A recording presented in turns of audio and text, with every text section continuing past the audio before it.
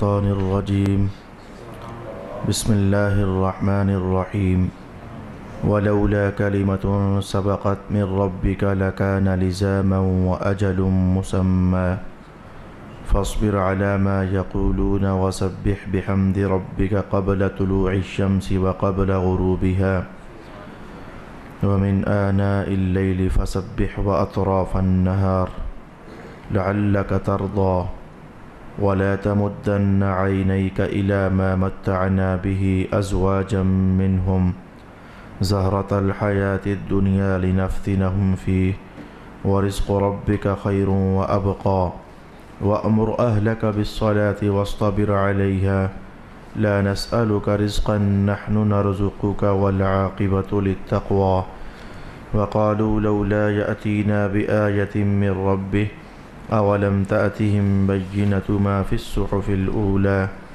ولو أنا أهلكناهم بعذاب من قبله لقالوا ربنا لولا أرسلت إلينا رسولا فنتبع آياتك من قبل أن نذل ونخزى قل كل متربص فتربصوا فستعلمون من أصحاب الصراط السوي ومن اهتدى صدق الله مولانا العظيم الصلاة والسلام عليك يا سيدي يا رسول الله الصلاة والسلام عليك يا سيدي يا حبيب الله الصلاة والسلام عليك يا سيدي يا شفيع المذنبين وعلى آلك وأصحابك يا سيدي يا رحمة للعالمين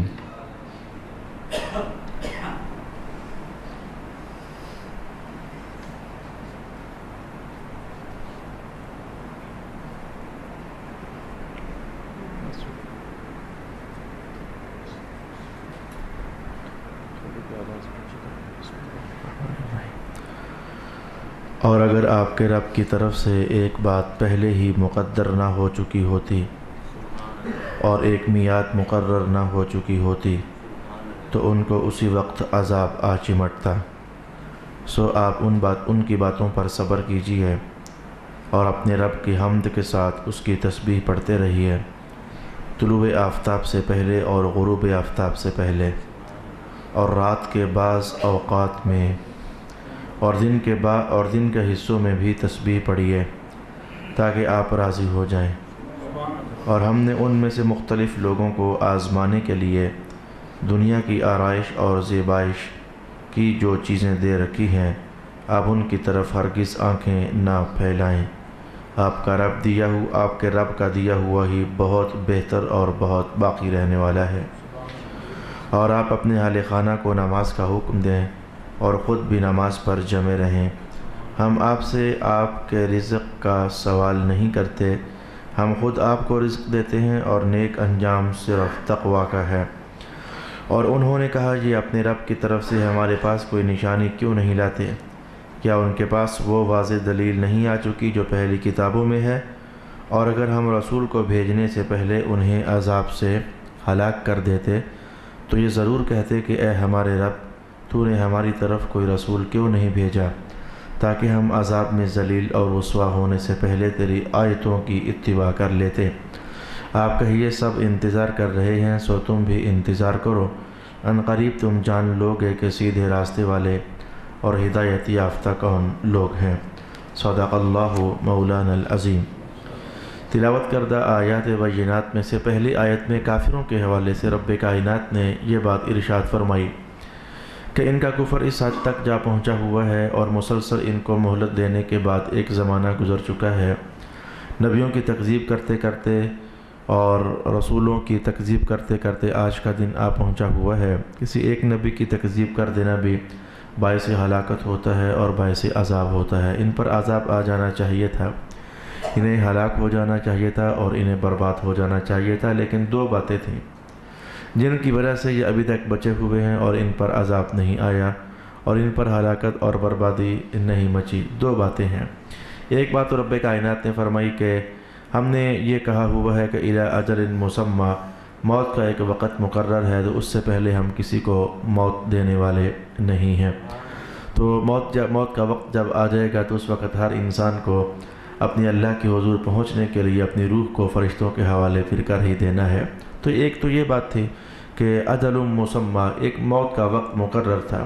اگر موت کا وقت مقرر نہ ہوتا تو ابو جہل کب سے اڑ چکا ہوتا، ابو لہب کو کب سے ہم برباد کر چکے ہوتے، کافروں کو کب سے ہم صفحہ ہستی سے مٹا چکے ہوتے۔ تو ایک تو یہ بات تھی کہ یہ کیوں نہیں مر رہے، وگرنہ بہت سارے کافر تو کافر ہیں۔ میں کہتا ہوں انسانوں کی دنیا میں، مسلمانوں کی دنیا میں بعض اوقات ہم ایسے مسلمانوں کو دیکھتے ہیں کہ جن کی سرکشیاں، جن کی شرارتیں، جن کی بدماشیاں، جن کے فسادات، جن کے وجود سے پیدا ہونے والے شرور، جن کی ہاتھوں سے، زبانوں سے، آنکھوں سے نکلنے والے آگ کے انگارے اس قدر بربادی مچا رہے ہوتے ہیں، خاص کر کے تب جب کہ وہ ہمیں ستا رہے ہوتے ہیں۔ ہم انسان ہونے کے ناطے بات کرتے ہیں، خاص کر کے تب جب کہ وہ ہمیں ستا رہے ہوتے ہیں، تو جو مظلوم انسان ہوتا ہے اس کا دل تو کب سے کر رہا ہوتا ہے یہ مار ہی دیا جائے، یہ مٹا ہی دیا جائے، اس کا تو کام ہی تیا پانچا ہی ایک ہو جائے، اسے اللہ اٹھا ہی لے۔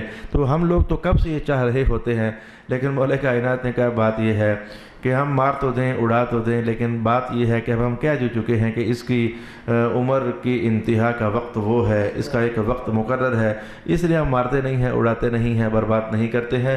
پھر ذرا وہ وقت آ لینے دو، پھر تم نہ بھی خواہش کرنا، ہم انہیں ویسے ہی اٹھا لیں گے، وہ وقت ذرا آ لینے دو، پھر ہم انہیں چھوڑیں گے نہیں، وقت آنے۔ اچھا ایک تو یہ بات ٹھہری کہ یہ کافر جو بچے ہوئے ہیں، تو وجہ کیا ہے؟ جب پہلے دن سرکار دو عالم علیہ السلام نے ارشاد کیا تھا لا الہ الا اللہ محمد الرسول اللہ، تو اس پہلے دن ہی میں جس شخص نے انکار کیا تھا، انکار تو کسی بھی نبی کی زبان سے نکلی ہوئی حق بات کا صحیح نہیں ہوتا، تو انہوں نے سرور انبیاء کی بات کا انکار کیا، اڑا دیے جاتے اسی وقت۔ لیکن وہی بات کہ ہم نے کہا ہوا تھا کہ فلانے نے فلانی تاریخ کو مرنا ہے، فلانے کی موت کا وقت فلانا دن ہے، ایک تو جو اس لیے بچے ہوئے ہیں، اور دوسرا ولولا کلمۃ، اگر ایک بات نہ ہوتی، یہ قرآن کا کیا دلچسپ انداز ہے، ولولا کلمۃ سبقت، اگر اس سے پہلے ایک بات نہ ہوتی تو یہ پھر مر چکے ہوتے۔ ایک تو یہ باتیں، دو باتیں تھیں نا کل، ایک تو یہ کہ ان کی موت کا وقت مقرر ہے، تو پھر اس سے پہلے ہم انہیں نہیں ماریں گے، اور کہا ایک اور بات بھی ہے لولا کلمۃ سبقت، اگر اس سے پہلے ایک اور بات بھی ہے، وہ اگر نہ ہوتی، لولا اگر وہ بات نہ ہوتی تو ان کو ہم اڑا دیتے، ختم کر دیتے، مار دیتے، ہلاک کر دیتے، صفحہ ہستی سے ان کا نام بھی مٹا دیتے، وہ اگر وہ بات نہ ہوتی۔ ایک حوالہ قائم کیا ہے قرآن حکیم نے۔ اچھا وہ بات ہے کون سی؟ ائمہ تفسیر نے کہا شاید یہ بات ہے، یا پھر شاید یہ بات ہے، یا پھر شاید یہ بات ہے۔ 5 باتیں کہی گئیں اور ہیں پانچوں ہی۔ ایسے موقع پر امام فخر الدین رازی ارشاد فرماتے ہیں نہ تو اگر پانچوں ہی ہوں تو حرج کیا ہے، وہ باتیں پانچوں کی پانچوں اپنے مقام پر اسی درجے کی ہیں کہ رب کائنات نے کہ اگر وہ بات نہ ہوتی تو ہم تو ان مکے والوں کو مار چکے ہوتے۔ اچھا وہ بات ہے کون سی؟ اس سلسلے میں پہلا قول یہ کیا گیا کہ یہ دیکھیں آج رسول پاک علیہ السلام نے اعلان نبوت کیا تو پہلے مسلمان ہونے والوں میں سیدہ خدیجہ کا نام آتا ہے، حضرت ابوبکر صدیق کا نام آتا ہے، حضرت مولا مشکل کشا کا نام آتا ہے، علی المرتضیٰ رضی اللہ تعالی عنہ۔ یہ وہ پہلے لوگ ہیں جنہوں نے اسلام قبول کیا۔ تو پورا مکہ کا ماحول ابھی اسلام میں داخل نہیں ہوا ہے، لوگ کافر ہیں، ادھر ادھر گھوم رہے ہیں، پھر رہے ہیں، تو کفر میں ہیں، بتوں کے سامنے سجدہ کرنے والے ہیں۔ چلو نہیں بھی کرنے والے تو بعض صحابہ ایسے تھے جنہوں نے کبھی بتوں کو سجدہ نہیں کیا تھا، جیسے کہ ابوبکر صدیق ہیں رضی اللہ تعالی عنہ۔ لیکن کچھ لوگ ابھی کفر کی حالت میں پھر تو رہے تھے نا۔ اب غور کے ساتھ سمجھنا، پھر وقت گزرا تو ان میں کہتا ہوں یہ سرکار عمر فاروق رضی اللہ تعالی عنہ، آج عمر فاروق ہیں، لیکن ایک دن تو ایسا تھا کہ اسلام کا نام لینے والوں کو مارتے تھے، اپنی بہن کو مارا، اپنی بہنوئی کو مارا، اور خود سرکار دو عالم علیہ السلام کے خلاف منصوبہ لے کر تلوار پکڑی اور چل پڑے۔ تو کل تک یہ لوگ ابھی اسلام میں داخل نہیں ہوئے تھے، تو اللہ پاک دیکھ تو رہا تھا نا آج کا یہ عمر، کل کا کچھ اور عمر ہونے والا ہے، اللہ پاک یہ دیکھ تو رہا تھا نا۔ تو میں کہتا ہوں کہ حضرت عمر کی کیٹیگری کے اور بھی تو بہت سارے لوگ تھے، آج کافر تھے لیکن ان قریب وہ مسلمان ہونے والے تھے۔ تو مولا کائنات نے کہا لولا کلمۃ سبقت من ربک، اگر وہ بات نہ ہوتی جو ہم پہلے سے کہی ہوئی ہے، اگر وہ بات نہ ہوتی تو مارے جاتے۔ مولا وہ بات ہے کون سی؟ میں آج یہ کافر ہیں، ان کے وجود میں آنے والے وقت میں ہمیں ایمان نظر آ رہا ہے۔ اگر یہ بات نہ ہوتی، اگر یہ بات نہ ہوتی کہ آج کے کافروں کے وجود میں اگر ایمان ہمیں نظر نہ آ رہا ہوتا، آج کے انکار کرنے والوں میں ہمیں کل مصطفیٰ کی غلامی کا توق ان کے گلے میں نظر نہ آ رہا ہوتا۔ یہ بات ہے، یہ بات کہ آج کافر ہیں، آنے والے وقت میں مسلمان ہوں گے، آج دور ہے، کل حضور حضور کے قدموں میں آ کر بیٹھیں گے۔ آج بیگانے بیگانے ہیں، کل ان کی اپنائیت کا حال یہ ہو جائے گا کہ ایک اشارہ ابرو پر یہ اپنی گردنیں کٹوانے کے لیے تیار ہو جائیں گے، چونکہ ہم یہ بات جانتے تھے اور ازلوں سے جانتے تھے اور ہمیشہ سے جانتے تھے، تو اگر یہ بات نہ ہوتی تو ہم ان کو مار دیتے، تو چونکہ ہم جانتے تھے کہ ان کو فی الحال مارنا نہیں ہے، وقت گزرنے دیں۔ جو ایمان قبول کرنے والے ہوں گے وہ ذرا ایمان قبول کر لیں، پیچھے جب غٹ ابو لہب بچے گا اسے اڑائیں گے، پیچھے جب غٹ ابو جہل بچے گا اسے اڑائیں گے۔ تفسیر کا پہلا قول یہ کیا گیا اور یہ برحق قول ہے۔ اچھا، دوسرا قول یہ بھی کیا گیا کہ کتنے صحابہ ایسے ہیں جن کا باپ کافر تھا، جن کا باپ مسلمان نہیں تھا، یعنی یوں کہہ لو کہ مکہ کے ماحول میں کتنے کافر لوگ ایسے تھے کہ جو خود تو مسلمان نہ ہو سکے لیکن ان کی اولادوں میں اسلام چلا، ان کی اولادوں میں لوگ اسلام میں داخل ہوئے۔ تو دوسرا قول یہ ہے کہ اگر ہم یہ بات نہ جانتے ہوتے کہ چلو یہ تو کافر ہے، یہ تو کافر ہے، یہ تو کافر ہے، لیکن ان کی اولادوں میں ان کے جو بچڑے ہیں وہ کل کو جب بڑے ہوں گے تو اللہ پاک نے ان کو ایمان نصیب فرما دینا ہے۔ اگر یہ بات اللہ نہ جانتا ہوتا تو ان کو مار دیتا، لیکن اللہ کو پتہ تھا کہ اگر ہم نے ان کو مار دیا تو ان کی پشتوں میں جو چھپے ہوئے ایمان والے ہیں تو پھر وہ تو لگے ہاتھوں ہی مارے گئے۔ تو اس لیے پھر مولا کائنات نے کہا لولا کلم، اگر وہ بات نہ ہوتی تو تفسیر کا دوسرا پہلو میں نے آپ کی خدمت میں بیان کر دیا۔ اب بات تو یہ بھی صحیح ہے، اس لیے تو امام راضی کہتے ہیں کہ میں ایویں تو نہیں کہہ رہا نا کہ اگر پانچوں ہی مراد ہو رہے تو اس میں حرج والی کون سی بات ہے۔ بات پہلی بھی صحیح ہے، بات دوسری بھی صحیح ہے، اور تیسرا قول تو خود قرآن حکیم نے کہا، اور وہ قول کیا ہے؟ رب کائنات نے ارشاد کی وَمَا أَرْسَلْنَاكَ إِلَّا رَحْمَةً لِّلْعَالَمِينَ، سونےو آپ کو ہم نے سب کے لیے رحمت بنا کر بھیجا ہے، سب کے لیے رحمت بنا کر بھیجا ہے۔ تو اگر یہ بات پہلے ہو نہ چکی ہوتی تو پھر ہم تو ان کو اڑا دیتے، لیکن ہم جانتے ہیں کہ آپ جہاں ایمان والوں کے لیے رحمت بن کر آئے تو کافروں کے لیے بھی تو رحمت بن کر آئے۔ تو کافروں کے حق میں رحمت ہونا یہ ہے کہ حق ان کا عذاب اور بربادی کا تھا، بچے ہوئے ہیں، اگر بچے ہوئے ہیں تو رسول اللہ کی وجہ سے بچے ہوئے ہیں۔ اور یہ اشارہ میں آپ کو سورہ ملک کے آخری الفاظ میں بھی ایک موقع پر بتا چکا ہوں۔ قل ارأيتم ان اهلكني الله فمن يجير الكافرين من عذاب علیم۔ یہ کچھ کافر تھے تو انہوں نے راتوں رات اللہ کے حضور دعا کی اپنی طرف سے، ان کا خیال یہ تو اللہ کو تو مانتے تھے، پریشانی یہ تھی کہ اللہ کے ساتھ اوروں کو مانتے تھے، خدا اللہ کو مانتے تھے، تو راتوں رات انہوں نے میٹنگ ہوئی تھی، کہنے لگے ہر جگہ ہم ناکام ہو رہے ہیں تو کیا کریں یار۔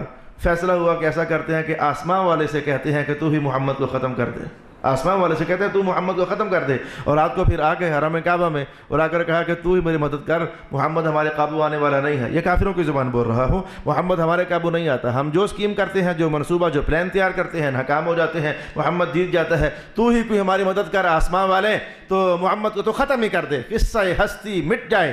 تو رب کائنات نے سویرے قرآن نازل کر دیا، کہا محبوب یہ آپ کے خلاف آئے تھے، آپ کے خلاف دعا کرنے کے لیے، کہہ رہے تھے کہ آپ کو میں ختم کر دوں۔ آپ ان سے پوچھے تو صحیح، قل آپ ان سے پوچھے صحیح، ارأیتم ان اہلکنی اللہ، اگر مجھے اللہ نے ہلاک کر دیا، اہلکنی اللہ، اگر مجھے اللہ نے ہلاک کر دیا جیسے کہہ رہے ہو، تو بتاؤ اگر میں نہ رہا تمہاری پناہ کہاں سے آئے گی؟ فمن یجیر الکافرین من عذاب علیم، تو اللہ کے عذاب سے تمہیں پناہ کون دے گا؟ گویا مصطفیٰ کریم علیہ السلام اس کارگاہ حیات میں اللہ کی رحمت کا عکس جمیل بن کر بیٹھے ہوئے ہیں، اللہ کی رحمت کا پرتاؤ بن کر بیٹھے ہوئے ہیں، اللہ کی رحمت کا مظہر اور مظہر بن کر بیٹھے ہوئے ہیں۔ یہی وہ اشارہ ہے کہ کافر بھی بچت ہوئے، اگر وہ بات نہ ہوتی تو ہم ان کو مار دیتے۔ مولا کون سی بات؟ کہا ہم محمد پیاری رحمت بن کر آئے ہیں۔ ایک یہ تیسری تفسیر ہو گئی، اور چوتھی تفسیر بڑی معروف ہے زمانہ خاص کر اس کے مسلک کی دنیا میں آپ نے سینکڑوں بار سنی، ما کان اللہ لیعذبہم وانت فیہم، سونے محبوب جب تک آپ ان میں رہیں گے تو ہم ان کو عذاب میں مبتلا نہیں کریں گے۔ تو مولا کائنات نے اس کا اشارہ کیا، ولولا کلمۃ، اگر وہ بات نہ ہوتی، مولا کون سی؟ کہا وہی جو ہم نے کہا تھا جب تک محمد پیارے ہیں تو عذاب نہیں آئے گا، اگر وہ بات نہ ہوتی تو ہم تو ان کو پھر اڑا چکے ہوتے۔ اور پھر اچھا قرآن حکیم نے ایک اور راز بھی کھولا، یعذب من یشاء ویرحم من یشاء والیہ تقلبون، یہ قرآن پاک کے الفاظ میں نے آپ کے لیے پڑھ دیے۔ اللہ جس کو چاہتا ہے عذاب دیتا ہے، جس کو چاہتا ہے رحمت دے دیتا ہے۔ میں اس کا اظہار آپ کے سامنے یوں کرنا چاہوں گا کہ دیکھو بعض اوقات ایک بندہ، میں تھوڑی دیر کے لیے سخت الفاظ بولوں گا، ہمارا خیال ہوتا ہے کہ پکا دوزخی ہے، بعض اوقات ہم انسان ہے نا، گھٹیا ذہنیت، کم سوچ، تو ہمارا خیال ہوتا ہے بندہ پکا دوزخی ہے، لیکن اس کی کوئی ادا اللہ کو اچھی لگی ہوتی ہے، اللہ نے فیصلہ کیا ہوتا ہے یہ پکا جنتی ہے۔ اور بعض اوقات ہم کسی انسان کو پکا جنتی شمار کرتے ہیں، یار یہ تو گیا جنت میں، آنکھ بند ہوئی تو گیا جنت میں، لیکن وہ اندر خاتے اس کا کوئی عیب، کوئی کرتوت، پہیڑ اس کا اللہ کو اتنا ناپسند ہوا ہوتا ہے کہ حدیث تقدیر کیا کہتی ہے؟ حدیث تقدیر جس حدیث کا نام ہے، اہل علم سمجھ گئے کہ بعض اوقات جنت اور بندے کے درمیان اتنا فاصلہ ہوتا ہے، وہیں سے اللہ پلٹا کر اسے دوزخ میں پھینک دیتا ہے۔ بعض اوقات دوزخ اور بندے کے درمیان اتنا فاصلہ ہوتا ہے تو وہیں سے پلٹا کر اللہ اسے جنت میں ڈال دیتا ہے۔ تو رب کائنات نے کہا بات یہ ہے کہ اللہ جسے چاہتا ہے فضل دے دیتا ہے، جسے چاہتا ہے بخشش دے دیتا ہے، جسے چاہتا ہے عذاب دے دیتا ہے۔ مجھے حدیث کے الفاظ یاد پڑ گئے اور اچھا ہوا کہ یاد پڑ گئے، بار موقع یاد پڑ گئے۔ رسول اللہ علیہ السلام فرماتے ہیں کہ دو بندوں کا آپس میں بحث اور مباحثہ چل رہا تھا۔ جب حضور یہ فرمایا نا کہ دو بندوں کا بحث اور مباحثہ چل رہا تھا، ایک بندہ ایسے کر رہا تھا، ایک بندے کی بات ہے، ایک بندہ ادھر جا، یہ پہلی قوموں کی کہانیاں ہوتی ہیں۔ جب حضور کے ایک بندہ ایسا ہوتا تھا، ایک بندہ ایسا ہوتا تھا، دو بندے ایسے ہوتے تھے، چار بندے ایسے ہوتے تھے، تین بندے سفر طے کر رہے تھے، طوفان آ گیا، وہ ایک غار میں چلے گئے، تو یہ پہلی اقوام کی باتیں ہوتی ہیں۔ تو ان میں سے ایک نیک تھا اور ایک برا تھا، ایک نیک تھا اور ایک برا تھا۔ تو وہ جو نیک آدمی تھا اس نے برے بندے کو تانا مارا کہ تو بخشا نہیں جائے گا، رب تجھے تو نہیں چھوڑے گا، تو مارا جائے گا، برباد ہو جائے گا۔ نیک بندے نے برے کو تانا مارا۔ تو میں حدیث کا اتنا ہی جملہ کہنا چاہتا ہوں، وہ رسول اللہ علیہ السلام نے فرمایا کہ مولا کائنات نے اسے کھڑا کر لیا، پھر یعنی قیامت کی تصویریں حضور کو دکھا دی جاتی، تو حضور فرماتے میں دیکھ رہا ہوں کہ اسے قیامت کو کھڑا کر لیا گیا اور کہا کہ تو نے میری رحمت کو تنگ کرنا چاہا، تو نے اسے کہا تھا کہ اللہ تجھے معاف نہیں کرے گا، فرشتوں پکڑو پہلے اسے تو دوزخ میں پھینکو نا۔ اللہ اکبر، یعذب من یشاء، اور جسے چاہے عذاب دے دے، کوئی بات ناپسند آ جائے تو جسے چاہے تو وہ رحمت دے دے، بخشش عطا فرما دے۔ وَإِلَيْهِ تُقْلَبُونَ، جانا تو تمہیں ادھر ہی ہے۔ تو وَلَوْلَا كَلِمَةٌ سَبَقَتْ، اگر ایک بات نہ ہوتی، مولا کون سی؟ میں یہی کہ ہم جسے چاہے عذاب دے دیں، جسے چاہے رحمت دے دیں، جسے چاہے بخشش دے دیں، اگر یہ بات نہ ہوتی تو پھر ہم کافروں کا کباڑہ کر چکے ہوتے۔ کیونکہ آج میرے پاس وقت کچھ منٹ زیادہ ہے اور میرا سبق کچھ کم تھا، اس لیے میں نے پانچوں کی پانچوں تفسیریں آپ کی خدمت میں بیان کرنے کا اہتمام کر لیا۔ پہلی آیت قدر ہماری پوری ہوئی۔ رب کائنات نے ارشاد فرمایا وَلَوْلَا كَلِمَةٌ سَبَقَتْ مِن رَبِّكَ لَكَانَ لِزَامًا وَأَجَلٌ مُّسَمًّى، اگر آپ کے رب کی طرف سے ایک بات پہلے ہی مقدر نہ ہو چکی ہوتی اور ایک میعاد اگر مقرر نہ ہوتی تو اسی وقت ان کو عذاب آ چمٹتا، لزاما، لازم ہو جاتا ان کو عذاب، اور جب پھر بچ نہ پاتے۔ فَاصْبِرْ عَلَىٰ مَا يَقُولُونَ، مکہ کا بھی کیا ماحول تھا، ہم کئی بار سن چکے۔ سرکار دو عالم صلی اللہ علیہ وآلہ وسلم نے اللہ کی توحید کا اعلان تو کیا کر دیا، اپنی نبوت کا اعلان تو کیا کر دیا، اپنے بگانے ہوئے چلے جا رہے ہیں۔ کل تک امین کہنے والے آج پتہ نہیں کیا سے کیا، قرآن حکیم نے کہا کوئی آتا تو کہتا یہ جادوگر ہے، مکہ میں مشہور کر دیتا یہ جادوگر ہے، مشہور کر دیتا، اور مکہ کے راستوں میں اپنے بندے کھڑے کر دیے جاتے۔ اطراف عالم سے لوگ جن راہوں سے مکہ میں داخل ہوا کرتے تھے تو وہاں بندے کھڑے کر دیے جاتے اور ان کو باقاعدہ مکہ میں داخل ہونے سے پہلے پٹیاں پڑھائی جاتی، ان کو سمجھایا جاتا۔ اور دھیان رکھنا، آج کل محمد نام کا کہ جادوگر آیا ہوا ہے، اس کی باتوں میں بڑا جادو ہے، جو اس کی باتیں سنتا اسی کا ہو جاتا ہے، یہ باتیں باقاعدہ مشہور کر دی جاتی ہیں۔ کوئی کہتا کہ یہ تو اس کی باتوں میں شاعرانہ رنگ ہے، جیسے الرحمن علم القرآن خلق الانسان علمہ البیان، جیسے شاعروں کے شعر نہیں آپس میں ایک جیسے ہوتے، مسجع مقفع، تو یہ تو جناب اس کی باتوں میں کوئی جادو ہے، کوئی کہتا ہے اس کی باتوں میں کوئی شعر کا انداز ہے، کوئی کسی نے جھوٹا بھی کہا نعوذ باللہ، کسی نے فتنہ برداشت بھی کہا۔ یار صاف سی بات ہے، ہم جو انسان لوگ ہیں، چلو میں کسی اور سے نہیں کہتا، میں اپنی بات کرتا ہوں۔ آپ مجھے جھوٹا کہو گے مجھے دکھ تو لگے گا، آپ مجھے کہو گے کہ یہ فراڈی ہے مجھے دکھ تو لگے گا، آپ کوئی ادھر سے آئے تو مجھے کچھ کہہ کر چلا جائے، کوئی ادھر سے آئے مجھے کچھ کہہ کر چلا جائے، انسان ہونے کے ناطے تکلیف تو ہوتی ہے۔ وہ ایک الگ کہانی ہے کہ ہمیں صبر کا حکم ہے، ہمیں صبر کرنا چاہیے، اور یہ بھی ایک الگ کہانی ہے کہ سرکار کے دور میں تو قرآن اتر آیا کرتا تھا، اللہ تسلیاں دے دیا کرتا تھا۔ آج کے دور میں قرآن تو نہیں اتر سکتا، لیکن اللہ کے وعدوں کی تسلیاں تو ہے نا۔ قرآن ڈائریکٹ اتر کر ہمیں تسلیاں نہیں دے گا، وہ جو ہونا تھا ہو گیا، وہی کا نظام مکمل ہو گیا، لیکن اللہ کے وعدوں کی صورت میں تو تسلیاں ہے نا کہ جو بندہ صبر کرے گا تو اللہ وعدہ دے رہا ہے، آسمان والا خدا اس کے ساتھ ہوگا، اللہ اس کی مدد اس کے ساتھ ہوگی۔ چلے خیر، تو رسول اللہ علیہ السلام کے قلب ناز پر غم تو ہوتا کہ دیکھو میں جھوٹ نہیں بول رہا لیکن یہ مجھے جھوٹا کہتے ہیں، میں جادو نہیں کر رہا لیکن یہ مجھے جادوگر کہتے ہیں، میں شعر نہیں کہتا لیکن یہ مجھے شاعر کہتے ہیں، میں کس بیانی نہیں کرتا لیکن یہ مجھے کاذب کہہ رہے ہیں۔ صدمہ تو ہوتا، تسلی اتر آئی، قرآن کے الفاظ جبریل جلدی سے آ گئے، مولا کائنات نے بھجوا دیے، کہا فاصبر علی ما یقولون، محبوب یہ جو آپ سے کہتے ہیں نا آپ صبر کریں، بس آپ کچھ دن اور ٹھہر جائیں، کچھ زمانہ اور ٹھہر جائیں، فاصبر آپ صبر کیجئے، علی ما یقولون جو یہ کہتے ہیں تو ایک تو کریں آپ صبر اور ایک اور کام بھی کریں. وہ کیا ہے؟ غور سے سننا, غور سے سننا. میں کہوں گا کہ یہ آیت تفسیر ہے اس آیت کی جو کہ دوسرے سپارے میں ہم پڑھ چکے ہیں. میں ذرا تلاوت کر دیتا ہوں. یا ایھا الذین آمنوا استعینوا بالصبر والصلاۃ ان اللہ مع الصابرین. اے ایمان والو, مدد حاصل کرنا صبر کرنے سے کے ذریعے بھی اور مدد حاصل کرنا نماز پڑھنے کے ذریعے بھی. تو یہاں بھی مولا کائنات نے سرکار دو عالم سے یہ ارشاد کر دیا فاصبر. یہ تنگ کرتے ہیں, یہ گالیاں نکالتے ہیں, برا کہتے ہیں آپ کو, آپ کے خلاف بولتے ہیں, پراپیگیٹ کرتے ہیں آپ کے خلاف. تو فرمایا کہ ایک تو محبوب بات ہے کہ آپ صبر کریں, تو دوسرا حاصل کلام یہ کہ نماز پڑھیں. حاصل کلام یہ کہ نماز پڑھیں. میں نے کہا یہ حاصل کلام ذرا ڈیٹیل دیکھتے ہیں. سبح بحمد ربک, اپنے رب کی حمد کے ساتھ اس کی تسبیح کریں. قبل طلوع الشمس, سورج نکلنے سے پہلے. فجر کی نماز کا اشارہ. ابن عباس فرماتے ہیں قبل طلوع الشمس کا معنی فجر کی نماز ہو گئی. وقبل غروبها, اور عصر سے اور سورج ڈوبنے سے پہلے. بھئی عصر کا اور ظہر کا اشارہ ہو گیا. فجر سورج نکلنے سے پہلے ہوتی ہے اور ظہر اور عصر سورج ڈوبنے سے پہلے ہوتی ہے. وَمِنْ آنَاءِ اللَّيْلِ, اور رات کے کچھ حصے میں بھی, رات کے کچھ حصے میں بھی. مغرب اور عشاء کا اشارہ ہو گیا. 5 نمازوں کا اشارہ کر دیا اور ساتھ کہا کہ 5 نمازیں پڑھیں اور ایک کام اور کریں. میرے اللہ جی وہ کون سا؟ فَسَبِّحْ وَأَطْرَافَ النَّهَارِ, دن کے مختلف حصوں میں بھی اللہ کا نام لیتے رہا کریں, تسبیح بیان کرتے رہا کریں. اچھا, لَعَلَّكَ تَرْضَىٰ, آپ کو ہم راضی کر دیں گے, آپ کو ہم خوش کر دیں گے, آپ راضی ہو جاؤ گے. کیا دل نشی انداز ہے قرآن کا.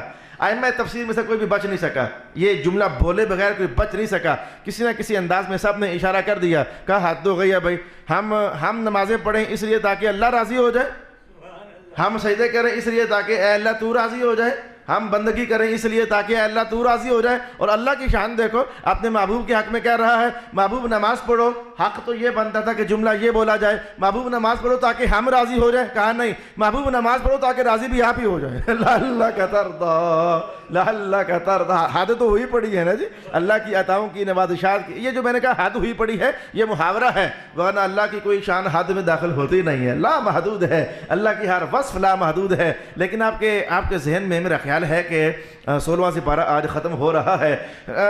وہ مشہور جو آیات ہیں وہ تو اللہ کے فضل سے ہم جانتے ہیں, پڑھی ہوئی ہیں, دیکھی ہوئی ہیں. لیکن یقین جان لیں کہ چلتے قرآن کے سفر میں قرآنی کارواں کے جو لوگ ہوتے ہیں وہ کچھ نہ کچھ ایسا نیا پاتے رہتے ہیں کہ طبیعت باغ ہو جاتی ہے. یہ کیا دلچسپ ترین انداز ہے, محبوب نماز پڑھو ہماری تاکہ آپ راضی ہو جاؤ. ہاتھوں کی بھی نماز پڑھنے پر اللہ راضی ہوتا ہے. کہا ہم تو ہیں ہی ہیں لیکن آپ بھی اس میں راضی ہو جائیں. میں بتاتا ہوں کہ یہ کس سینس میں کہا گیا کہ آپ نماز پڑھیں تو آپ راضی ہو جائیں. لیکن پہلے میں ذرا اپنا پچھلا عنوان ذرا سمیٹ لوں. پچھلا عنوان کچھ یہ چلا آ رہا تھا, مکہ والے برا کہتے, غلط بولتے, پراپیگنڈا کرتے, کبھی ساحر کہتے, کبھی مجنون کہتے, کبھی دیوانہ کہتے, کبھی پتہ نہیں کیا وہ کہتے رہتے. تو مولا کائنات نے کہا محبوب آپ کو تنگ کرتے ہیں, ستاتے ہیں, ان کی زبانوں کے تیر اور نشتر آپ کے دل اقدس پر زخم ڈالتے ہیں. تو آپ ایسا کریں, ایک تو کریں صبر, دوسرا پڑھیں نماز. ائمہ تفسیر نے کہا اس کا مطلب یہ ہوا کہ نماز سے دلوں کے صدمے ہلکے ہوتے ہیں. میں یہی تو سبق آپ کو بتانا چاہتا ہوں.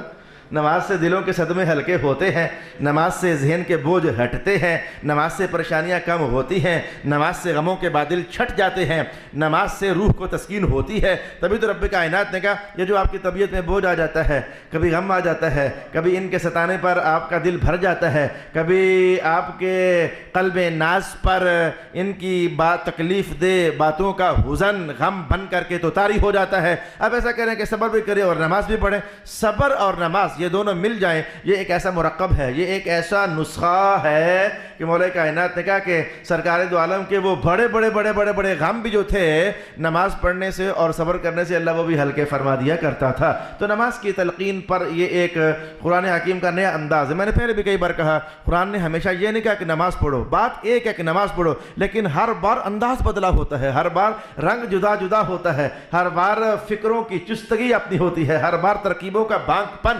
اپنا ہوتا ہے, ہر بار بلاغت کا احساس اپنا ہوتا ہے, ہر بار فصاحت کا نمونہ اپنا ہوتا ہے. بات نماز ہی کی ہے, لیکن کبھی کہنا کہ نماز غموں کو ہلکا کرتی ہے, کبھی کہنا کہ نماز جنت سے قریب کرتی ہے, کبھی کہنا کہ نماز تمہارے بوجھ ہلکے کرتی ہے, کبھی یہ کہنا کہ نماز سے دلوں پر چلنے والے نشتر اور تیروں سے جو زخم بنتے ہیں اللہ تعالیٰ وہ پر فرما دیتا ہے. لعلک ترضی, تاکہ آپ راضی ہو جائیں. 9 تفسیریں ائمہ تفسیر نے ارشاد فرمائی یہ نماز پڑھو تاکہ آپ راضی ہو جائیں. ان دونوں باتوں کا کیا تعلق ہوا؟ نماز پڑھنے پر تو اللہ راضی ہوا کرتا ہے اور اللہ راضی ہوتا بھی، لیکن کہا کہ آپ نماز پڑھیں آپ کو ہم راضی کر دیں گے. یہ نماز کا حضور کے راضی ہونے سے کیا تعلق ہوا؟ تفسیر کا ایک پہلو تو وہی جو بھی آپ سن رہے ہو. وہ شرارتیں کرتے، باتیں کرتے، تو کہا بابو نماز پڑھیں، نماز پڑھنے پر ہم آپ کو ایسی جزا دیں گے، ہم آپ کو ایسا ثواب دیں گے. بالکل بالکل انسان ہے نا، جو انسان گزشتہ زمانوں میں اسے جو تکلیف آئی ہو، جو صدمہ آیا ہوا ہو، تو غمیوں کے دن جب گزر جاتے ہیں تو خوشیوں کا زمانہ جب آتا ہے تو بندہ کہتا ہے یار میں بھول ہی گیا کہ کبھی میں کبھی وہاں ہوا کرتا تھا، کبھی مجھے غم ہوا کرتا تھا، کبھی مجھے صدمہ ہوا کرتا تھا. تو بندے اپنے غموں کے دنوں کو بھول جایا کرتے ہیں. تو رب کائنات نے کہا آج یہ آپ کو ستا رہے ہیں، آن قریب ایسے زمانے آنے والے ہیں، مدینہ کا ماحول ہوگا تو دیکھنا یہ پھر افواج فوج در فوج لوگ آپ کی حلقہ بگوش غلامی ہو جائیں گے. تو ہم آپ کو اتنا نواز دیں گے، آپ کے چاہنے والے اتنے زیادہ ہو جائیں گے، آپ کے ماننے والے اتنے زیادہ ہو جائیں گے، آپ کے غلام اتنے زیادہ ہو جائیں گے. آپ کو اندر سے یہی ہے نا کہ یہ ایمان کیوں نہیں لا رہے، یہ اسلام سے قریب کیوں نہیں ہو رہے، یہ جنت سے قریب کیوں نہیں ہو رہے. میں سچ کہتا ہوں یہ ان کی طبیعت اندر سے بدلتی کیوں نہیں ہے. ہمیں پتہ ہے آپ کو غم لگتا ہے، ذرا دن گزرنے دیں، آپ نماز پڑھتے رہیں نماز پڑھتے رہیں. ایک دن ایسا آئے گا کہ آپ جدھر بیٹھے ہوگے دیوانوں کا ہجوم ہوگا، آپ راضی ہی ہو جاؤ گے. اللہ کا ترضا، آپ راضی ہی ہو جاؤ گے. ایک جہت یہ بیان کی گئی تفسیر کی راضی ہونے کے حوالے سے، اور ایک اور بات بھی کہی گئی. میں تفسیر بھی کہاں بیٹھ کر سوچتے رہتے ہیں اللہ پاک نے کیا انہیں وسیع اور کشادہ ذہن نصیب کیا ہوتا ہے، بلکہ فراست کا نور انہیں اللہ پاک نے عطا فرمایا ہوتا ہے. رسول اللہ علیہ السلام فرمایا کرتے تھے کہ لوگو جب عبادت کرو تو دیکھو 2 میں سے ایک شے تو تمہیں حاصل ہونی چاہیے نا، 2 میں سے ایک شے تمہیں حاصل ہونی چاہیے. میرے حضور کون سی؟ میں کہ یا تو بندگی کیا کرو یوں کہ تم جیسے رب کو دیکھ رہے ہو، یہ حدیث کا ترجمہ میں نے کیا. اور اگر یہ مقام حاصل نہیں تو اتنا تو سوچ لو کہ پھر اللہ تمہیں دیکھ رہا ہے، یا یہ سوچ لو کہ تم اللہ کو دیکھ رہے ہو. اتنی محویت اور میں کہوں گا کہ اتنی توجہ جم جائے، اور یا پھر یوں تو کر لو کہ پھر اللہ تمہیں دیکھ رہا ہے. کوئی تو ہونا چاہیے نا. تو رسول اللہ علیہ السلام تو نماز پڑھا کرتے تھے اور یوں پڑھا کرتے تھے. حضور کا نمبر 2 والا درجہ نہیں تھا، نمبر 1 والا درجہ تھا. حضور کا مقام ہمیشہ نمبر 1 والا ہوتا تھا. یعنی حضور نماز پڑھتے تو اللہ کے انوار کو بے حجاب دیکھتے. حضور تو نماز کم از کم یوں پڑھا کرتے تھے. تو مولا کائنات نے ادھر اشارہ کیا، نماز پڑھیں لعلک ترضی. وہ جو آپ کا مقصد ہے نا، رب نظر آئے گا، آپ راضی ہو جاؤ گے. لعلک ترضی، وہ جو آپ کہتے ہو اوروں سے محبوب پیارے، انہیں ترغیبیں دلاتے ہو کہ نماز یوں پڑھو کہ تمہیں اللہ نظر آئے، تو انہیں تو آئے کہ نہ آئے آپ کو ضرور نظر آئے گا. لعلک ترضی، آپ راضی ہو جاؤ گے. تفسیر کا ایک پہلو یہ بھی ارشاد کیا گیا. میرا خیال ہے کہ 7 پہلوؤں میں سے اور 7 تفسیری عنوانات میں سے 2 میں نے آپ کی خدمت میں کہے تو کافی ہیں، مقصد کو سمجھنے کے لیے کافی ہیں. ہم اگلی آیت کا سفر شروع کرنا چاہیں گے. وَلَا تَمُدَّنَّ عَيْنَيْكَ إِلَىٰ مَا مَتَّعْنَا بِهِ أَزْوَاجًا مِّنْهُمْ زَهْرَةَ الْحَيَاةِ الدُّنْيَا. سوال تو ابھرتا ہے، انسانی ذہن میں سوال تو ابھرتا ہے، کئی بار سوال ابھرتا ہے. جاؤ جا کے اپنے گھروں میں دیکھو، اپنے ماحول میں دیکھو، اپنے محلوں میں دیکھو، اپنے معاشرے میں دیکھو، اپنی گلی کوچوں میں دیکھو. آپ کے گلی کوچوں میں 2 طرح کے لوگ رہتے ہیں، اچھے اور برے. اچھے اور برے. جو بندہ آپ کو اچھا نظر آئے گا تو آپ دیکھو گے کبھی مثال کے طور پر کبھی اس کے گھر میں چوری ہو گئی، کبھی نقصان ہو گیا، کبھی دکان ڈاؤن ہو گئی، کبھی جناب کاروبار ٹھپ ہو گیا، کبھی بہت ساری ایکسیڈنٹ ہو گیا. 100 پریشانیاں ان کے گھروں میں لگی رہتی ہیں. اور پھر آپ اسی محلے میں دیکھو گے یار یہ بندہ دیکھو سویرے شام، یہ میرے کانوں سے گزرے ہوئے الفاظ ہیں. اس ہفتے میں ایک نوجوان مجھ سے کہنے لگا کہ علامہ صاحب پتہ نہیں کیا بات ہے، میں جس کام میں ہاتھ ڈالتا ہوں تو میں فیل ہو جاتا ہوں، ناکام ہو جاتا ہوں، کامیابی نہیں ہوتی، نقصان اٹھاتا ہوں. اور آپ یقین جانیں علامہ صاحب، میں جن لوگوں کو مشورے دیتا ہوں وہ میرے مشورے سن کر عمل کرتے ہیں، اللہ انہیں برکت دے دیتا ہے اور وہ رزق کماتے ہیں. اور میں جدھر ہاتھ ڈالتا ہوں تو میں مارا جاتا ہوں، ڈاؤن سے ڈاؤن ہوتا چلا جا رہا ہوں. پتہ نہیں میں کون سی غلطی کرتا ہوں. میں نے کہا نماز پڑھتے ہو؟ کہہ رہے کبھی پڑھتا ہوں کبھی نہیں پڑھتا. میں نے کہا اچھا یہ غلطی نہیں ہے تیرے نزدیک ہے؟ کہتا ہوں پتہ نہیں میں کون سی غلطی کرتا ہوں. لیکن بات جو میں آپ کی خدمت میں کہنا چاہتا تھا تو وہ آگے سے مجھ سے کہنے لگا اچھا اگر میں نماز نہیں پڑھتا تو وہ جو فلانا ہے، تو وہ جو فلانا ہے، تو وہ جو فلانا ہے. وہ تو صرف یہی نہیں کہ نماز نہیں پڑھتا، وہ تو شراب بھی پیتا ہے. وہ تو شراب، اس کا کاروبار خراب نہیں ہوتا. میں تو شراب بھی نہیں پیتا، میں تو عورتوں کے پیچھے بھی نہیں جاتا. تو میرے ساتھ یہ حال ہے تو وہ تو شراب بھی پیتا ہے، وہ تو عورتوں کے پیچھے بھی جاتا ہے. تو اس کا کاروبار خراب نہیں ہوتا۔ میں نے کہا چاند میرے بات یہ ہے کہ رب کائنات نے قرآن حکیم میں یہ بات کہی ہے، لیکن یہ جو میں نے کہانی آپ کو سنائی یہ اس لیے کہ یہ صرف اس نوجوان کی کہانی نہیں، ہم سب کا یہی حال ہے۔ ایک تو یار ہم نمازیں پڑھیں، توبہ کریں، استغفار کریں، روئیں پیٹیں دھوئیں، اللہ کے سامنے جھکیں، پھر بھی کوئی نہ کوئی پریشانی لگی رہے، اور ایک یہ ہے جناب سویرے شام شرابیں پیتا ہے، عیاشیاں کرتا ہے، جوئے کھیلتا ہے، سود کرتا ہے، بدماشیاں کرتا ہے، ہوتا ہے اسے کچھ بھی نہیں ہے۔ سنو قرآن کا بیان، مولا کائنات نے کہا ہوتا ہے لیکن ابھی اسے پتہ نہیں چل رہا، ایک وقت آنے دو ذرا پھر دیکھنا اس کے ساتھ ہوتا کیا ہے۔ پھر میں لا تمدن عینیک، اے قرآن پڑھنے والے تیری نظر ان کی دولت پر نہ پڑ جائے، لنفتنہم فیہ، جو ہم نے انہیں زیبائش دی ہے، جو ہم نے انہیں زہرہ دیا ہے، زہرۃ الحیات الدنیا، جو ہم نے دنیا کی زیب و زینت، رونق اور آسائش، گاڑیاں، بنگلے، اے سی، پتہ نہیں کیا کیا جو دنیا میں ہو سکتا ہے جو ہم نے انہیں دیا ہے، لنفتنہم فیہ، بڑا یہ تو نہیں کہ ہم ان سے بڑے راضی ہیں، یہ تو ہم ان کا امتحان لے رہے ہیں، یہ تو ہم ان کو آزما رہے ہیں کہ رب کا لے کر اس کے ہوتے بھی ہیں کہ نہیں، اسی سے جھولیاں بھر کر اس کے بنتے بھی ہیں کہ نہیں، یہ جتنی شرابیں اور پیتے ہیں اللہ انہیں اور دیتا ہے تاکہ ان کی آزمائش اور کڑی ہو جائے۔ اور پہلے سپارے میں مولا کائنات نے یہی تو کہا کہ وَيَمُدُّهُمْ فِي طُغْيَانِهِمْ يَعْمَهُونَ، جو بندہ جتنا زیادہ عیاش ہو اللہ اسے رزق بھی اتنا زیادہ دے، وہ خوش نہ ہو کہ میں اللہ کا برگزیدہ ہوں، یا اللہ کی طرف سے بڑی تلخ سزا اسے مل رہی ہوتی ہے۔ اس میں تلخی کیا ہے؟ بندہ سمجھتا میں ٹھیک چل رہا ہوں تبھی تو مل رہا ہے، میں پرفیکٹ جا رہا ہوں تبھی تو اللہ نواز رہا ہے، اور اس کا دھیان ہی نہیں جاتا ادھر، میں تو غلط ہوں، میں تو خطا کار ہوں، میں تو نافرمان ہوں۔ جب ادھر دھیان نہیں جاتا تو اگلی منزل کی طرف بھی دھیان نہیں جاتا کہ میں توبہ ہی کر لوں، میں تو خطا کار ہوں، میں توبہ ہی کر لوں، دھیان ادھر آتا ہی نہیں ہے۔ اچانک انہی زندگی کے شور و شغف میں اس کی موت واقع ہو جاتی ہے۔ مولا کائنات نے کہا وہ دیکھو نا اسے ہم نے زیادہ دیا تھا، وہ مرنے سے پہلے توبہ بھی نہ کر سکا، وہ رو دھو بھی نہ سکا، ہم سے معافی بھی نہ مانگ سکا، تجھے ہم آئے دن گراتے ہیں، اٹھاتے ہیں، پٹکاتے ہیں، تجھے پھر ہم یاد آ جاتے ہیں، پھر تو روتا ہے تو پھر کہتا ہے مولا مولا مولا، ہم پھر گراتے ہیں تو پھر کہتا ہے رب رب رب۔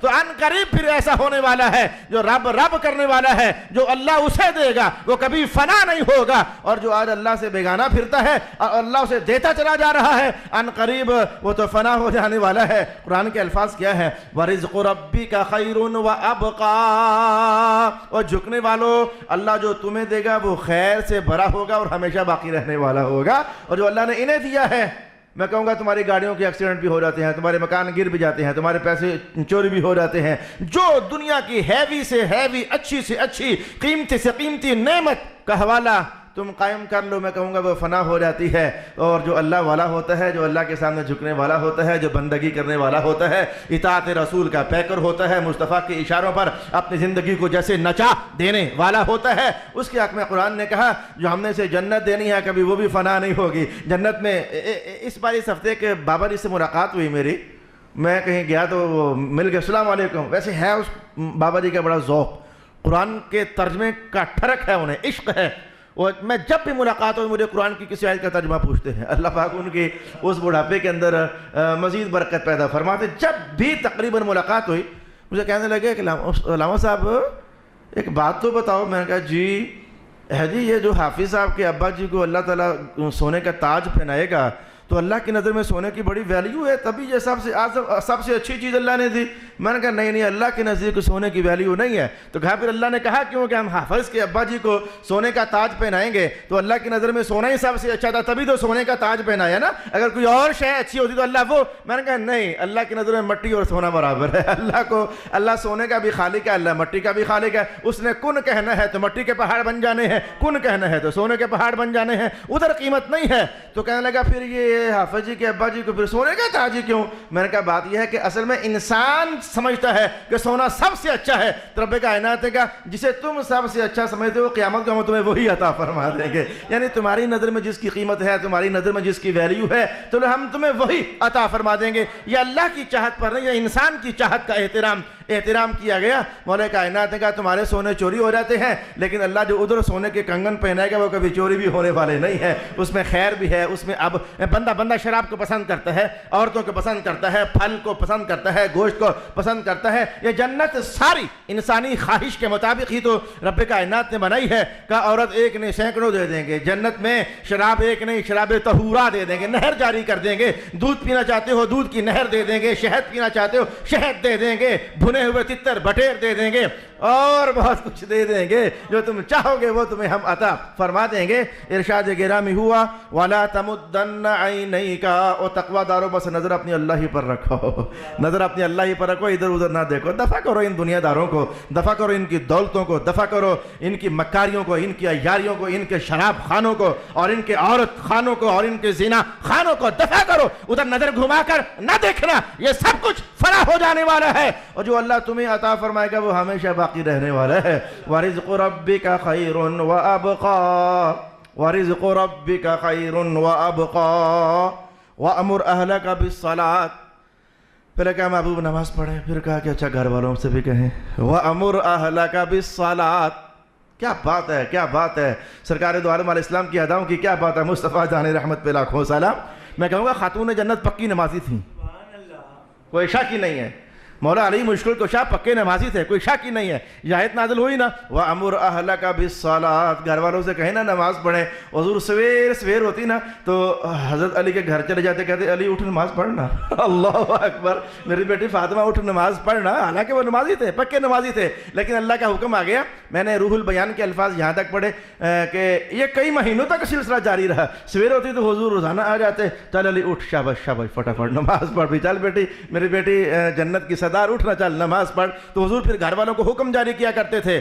میں آپ کو سمجھا رہا ہوں، باپو سویرے اٹھا کرو، نماز پڑھا کرو، اور صرف اٹھ کر پڑھا ہی نہ کرو، اپنی بیگم کو بھی اٹھایا کرو، اپنے بچوں کو بھی اٹھایا کرو، ان کے سر پر سوار ہو جاؤ، اٹھ بیٹا نماز پڑھ۔ سوار ہونا تو بڑا کم ہے، حضور نے کہا 10 سال کے ہو تو مار بھی سکتے ہو، 10 سال پر تو مار کر انہیں نماز پڑھاؤ۔ تو یہ ویسے مار بھی واہ شے ہے، یہ مار بڑی واہ شے ہے۔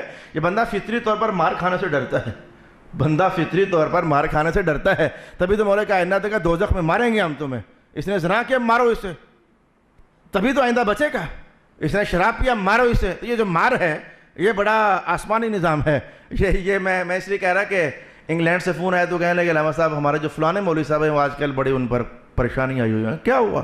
کہا وہ سبق پڑھاتے ہوئے کسی بچے کو انہوں نے مارا ہے، تو کیس ہو گیا ان کے خلاف، انگلینڈ میں کیس ہو گیا، اچھی خاصی پریشانی بنی ہوئی ہے۔ میں نے کہا انگلینڈ والوں کو اللہ ہدایت دے، ویسے کہتے ہیں کہ ہم بڑے پڑھے لکھے ہیں تو یہ ہے تو وہ ہے، شرم نہیں آتی کہ یہ مار کا نظام تو آسمانی نظام ہے۔ اگر مارنا اتنا برا ہوتا تو حضور نہ فرماتے کہ 10 سال کا ہو بچہ تو مارو، اللہ تعالیٰ خود نہ فرماتا کہ اگر زنا ہو رہا ہے تو مارو۔ یہ مار جو ہے یہ بڑے فائدے رکھتی ہے، لیکن حساب کی یہ کچھ باپ خوش نہ ہو جائیں ہمیں بڑی چھٹی مل گئی ہے جناب، مار کے پھینٹی لگائیں گے۔ یہ حساب کی مار جو ہے وہ فائدہ رکھتی ہے، جو زیادہ مار ہوتی ہے یہ فائدہ نہیں رکھتی بلکہ یہ بربادی مچا دیتی ہے۔ تو رسول اللہ علیہ السلام روزانہ مہینوں تک پھر اہل بیت کے گھر جاتے، اپنی ازواج کو اٹھاتے، اٹھو بھائی نماز پڑھو، رب کائنات نے فرمایا ہے نماز پڑھنی ہے۔ آگے قرآن کا انداز دیکھنا، کہا ان سے کہو پڑھو اور خود بھی جمے رہو، پڑھتے رہو۔ ساتھ ہی کہا کہ انداز اپنا ہے قرآن کا، ہم نے یہ تھوڑا کہا ہے کہ ان کو رزق دو، ہم نے یہی کہا ہے نا کہ نماز کا کہو، ہم نے یہ تھوڑا کہا کہ ان کو رزق دو۔ جہاں تک معاملہ رزق کا ہے، یہ جملہ بھی اصل میں انسانی تصویروں کی عکاسی کرتا ہے۔ کئی بار ایسا ہوا علامہ صاحب کیا مسجد میں آئے تو کیا نماز پڑھیں، کمانے سے فرصت نہیں ہوتی، غربت نے بے حال کیا ہوا ہے، مہنگائی نے ٹانگیں توڑی ہوئی ہیں، بڑی مشکل سے گھر کا گزارا چلاتے ہیں، کیا درس قرآن میں آئے، کیا درس حدیث میں آئے تو کیا 5 نمازیں پڑھیں۔ شام کو اللہ کے قسم جب گھر جاتے ہیں دل کرتا بستر پر ٹوٹ کر مر جائیں تو سو جائیں، کیا عشاء کی نماز جماعت۔ یہ جو انسانی خیالات ہیں، جو اس طرح کے خیالات ہیں، سارا دن محنت کر کے وہ اندر سے بکھرا ٹوٹے ہوئے ہوتے ہیں۔ مولا کائنات نے کہا ہم نے یہی کہا ہے نا کہ ان کو نماز کا حکم دو، ہم نے یہ کب کہا کہ ان کو رزق کما کر دو۔ نحن نرزقک نحن نرزقک، رزق آپ کو بھی ہم ہی دیتے ہیں، انہیں بھی ہم ہی دیں گے۔ مطلب یہ تھا کہ نماز پڑھ کر کماؤ تو وہ 1 کے 2 ہو رہیں گے، 2 کے 4 ہو رہیں گے، برکات ہو جاتی ہیں۔ یہ سورہ جمعہ کے الفاظ ہیں، فَإِذَا قُضِيَتِ الصَّلَاةُ فَانْتَشِرُوا فِي الْأَرْضِ۔ جب نماز ہو گئی ہے، پہلے اعلان ہو رہا تھا چلو فٹافٹ دکانیں بند کرو، آ جاؤ مسجد میں، فٹافٹ کرو، چلو بھاگو، فَاسْعَوْا، بھاگو مسجد میں آ جاؤ۔ نماز پڑھ لی تو کہا مولا اب فَانْتَشِرُوا فِي الْأَرْضِ، جاؤ جا کر اب رزق نہیں اللہ کا فضل کماؤ۔ وہ جو رزق ہے اب وہ صرف رزق نہیں رہا، اللہ کا فضل بن چکا ہے۔ فَإِذَا قُضِيَتِ الصَّلَاةُ فِي الْأَرْضِ فَانْتَشِرُوا فِي الْأَرْضِ وَابْتَغُوا مِنْ فَضْلِ اللَّهِ۔ اب رزق نہیں، اب اللہ کا فضل کماؤ۔ تو جہاں اللہ کا فضل ہو جاتا ہے وہاں تو پھر کیا بات ہو جاتی ہے۔ تو آپ نماز کا ہم نے یہ لا نسألک رزقا، ہم آپ سے یہ تو نہیں کہہ رہے کہ رزق، ہم نے رزق کا بندوبست خود کرنا ہے۔ وَالْعَاقِبَةُ لِلتَّقْوَى، نہیں مانتے تو نہ مانو، قرآن حکیم نے کہا اچھا انجام تقوی ہی کا ہے، اچھا انجام تقوی ہی کا ہے، تقوی والا ہی ہے جو آخر کار اس دنیا سے بھی کامیاب گزر جاتا ہے اور اس کا وہ جہان بھی کامیاب ہو جاتا ہے۔ وَقَالُوا لَوْلَا يَأْتِينَا بِآيَةٍ مِّن رَبِّهِ۔ ایک اور بات ایمان کو تازہ کرنے والی، میں کہوں گا مسلک ہمارا قرآن میں بھرا ہوا ہے، صرف ہمارا مطالعہ نہیں ہے، ہمارا مشاہدہ نہیں ہے، ہماری اسٹڈی نہیں ہے، زمانوں ہم پڑھتے نہیں ہیں۔ حضور کی عظمت کی بات ہی سننا چاہتے ہو نا، حضور کی شانوں والی کہانی ہی سننا چاہتے ہو نا۔ کافروں نے کہا کہ ہمارے پاس کوئی نشانی نہیں آتی، محمد کوئی نشانی نہیں پیش کرتے جس سے ہمیں سمجھ آئے کہ یہ اللہ کے نبی ہیں۔ لولا یاتینا بآیۃ من ربی، اللہ سے کوئی نشانی لائے نا جو آ کر سمجھائے کہ واقعی آپ اللہ کے نبی ہو۔ مولا کائنات نے کہا اولم تاتہم بینۃ ما فی الصحف الاولی، او یہودیوں تمہارے پاس تورات ہے، او عیسائیوں تمہارے پاس انجیل ہے، او فلانیوں تمہارے پاس زبور ہے، تو جو پہلی کتابیں ہیں کیا وہ ذکر محمد سے بھری ہوئی نہیں ہے؟ کیا وہ نشانی نہیں ہے؟ کیا حضور کا ذکر ان میں نہیں ہے؟ کیا وہ کافی نہیں ہے میرے محمد عربی کی نبوت کا اقرار کروانے کے لیے؟ یہ بھی دنیا میں تشریف فرمان نہ ہو اور آسمانی کتابیں پہلے ہی سے ان کے بول رہی ہو، ان کے گیت گا رہی ہو۔ اولم تاتہم، یہ بدبخت قوم کہتے ہیں کہ محمد کی کوئی نشانی نہیں آتی، کیا یہ کم نشانی ہے؟ تورات اترے موسیٰ پر اور ذکر مصطفیٰ کا کر رہی ہو، انجیل اترے عیسیٰ پر اور ذکر محمد مصطفیٰ کا کر رہی ہو، زبور اترے داؤد پیغمبر پر لیکن اندر ذکر محمد عربی کا بھرا ہوا ہو، صحف اترے ابراہیم پر، صحف اترے موسیٰ پر لیکن اندر بیان مصطفیٰ کریم علیہ السلام کا چل رہا ہو، کیا انہیں یہ نشانی ہی نظر نہیں آتی ہے؟ اولم تاتہم بینۃ ما فی الصحف الاولی، وہ جو پہلی کتابوں کے اندر میرے مصطفیٰ کے ذکر خیر ہیں، کیا انہیں بطور نشانی وہ نظر نہیں آتے ہیں کہ یار کتاب ہماری لیکن اندر ذکر مدینے والے آقا محمد الرسول اللہ کا؟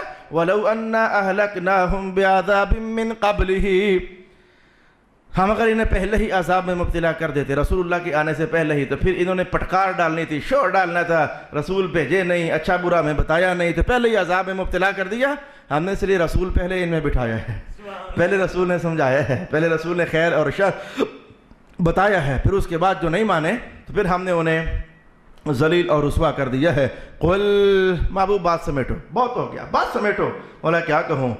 کہا کہ آپ ان سے کہیں کہ کل متربص، سب انتظار کر رہے ہیں، فتربصوا، تم بھی انتظار کرو، جو پہلے کافر مر گئے وہ بھی انتظار کر رہے ہیں، تم بھی انتظار کرو، فستعلمون، ان قریب ایک زمانہ آئے گا تم جان جاؤ گے، من اصحاب الصراط السوی ومن اہتدی، ان قریب قیامت کا زمانہ آنے والا ہے جب بول بالا صرف رسول اللہ کا ہوگا نا، پھر تمہیں سمجھ آ جائے گی کہ صراط مستقیم والا کون تھا اور زیادہ ہدایت والا کون تھا۔ صدق اللہ مولانا العظیم۔ اللہ تعالیٰ کا فضل ہو گیا۔